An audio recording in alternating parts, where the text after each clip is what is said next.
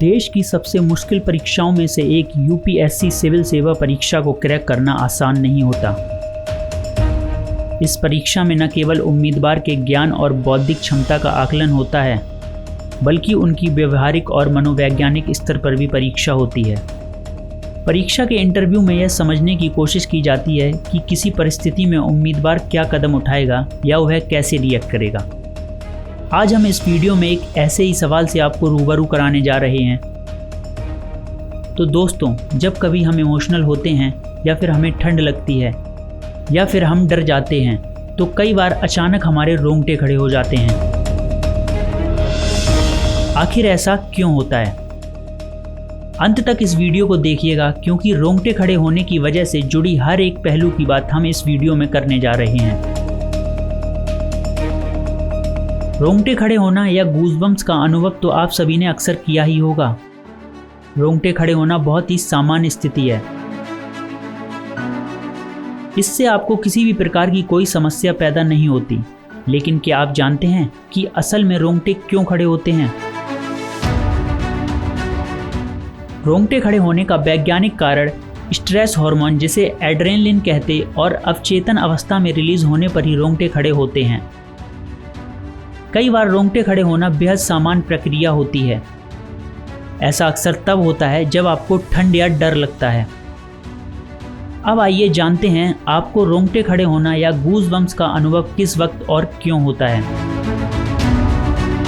कई बार किसी खास किस्म के गाने सुनते हुए लोगों के रोंगटे खड़े हो जाते हैं।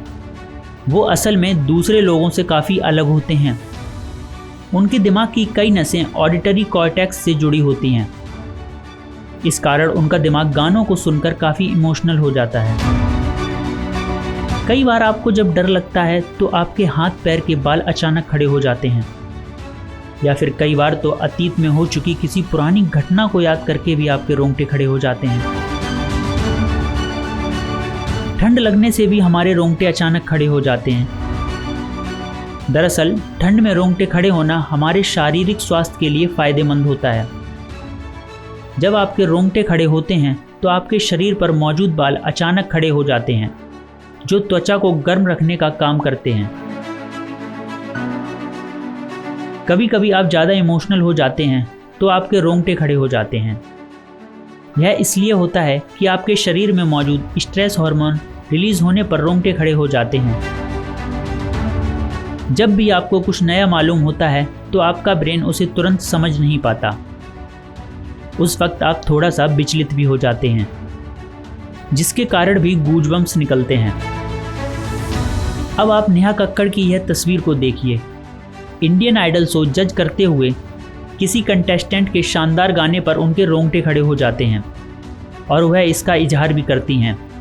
रोंगटे खड़े होने को मेडिकल टर्म्स में पैला इरेक्शन, कुटिस एंसेरिना या होरोपिलेशन कहते हैं।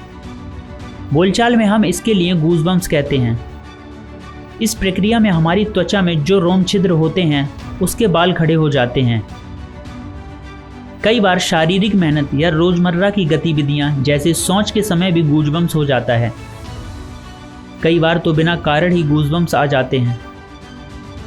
तो साथियों, कैसा लगा आपको यह वीडियो? कमेंट बॉक्स में अपनी प्रतिक्रिया लिखना मत भूलिएगा, और साथ ही साथ अपने दोस्तों के बीच भी यह वीडियो ज़रूर शेयर कीजिएगा, ताकि उन्हें भी पता चले कि आखिर इंसान के रोंगटे खड़े क्यों और कैसे होते हैं।